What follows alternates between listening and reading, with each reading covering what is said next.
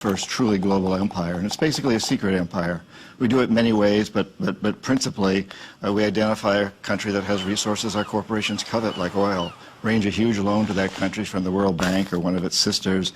The money never actually goes to the country, it goes to our own corporations to build big infrastructure projects in that country that help a few very wealthy people, but don't benefit the majority of the people who are too poor to buy electricity or have cars to drive on the highways, and yet they're left holding a huge debt that they can't repay. So we go back at some point and say, you know, you can't pay your debts. Give us a pound of flesh, sell your oil real cheap to our oil companies, vote with us on the next critical UN vote, allow us to build a military base in your backyard, something along these lines. And when we fail, the jackals go in and either overthrow or assassinate these leaders.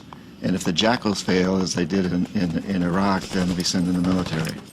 I don't think the failure is capitalism. I think it's a specific kind of capitalism where we've developed, we've created what I consider a mutant, viral form of capitalism.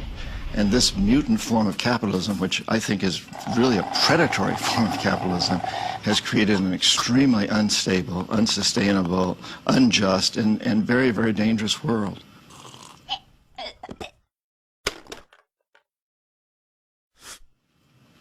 I've met a lot of terrorists. I've interviewed them for books. I've never met one who wanted to be a terrorist. They're desperate people. If we want to get rid of terrorism, we must get rid of the root causes, that cancer that is destroying our whole system.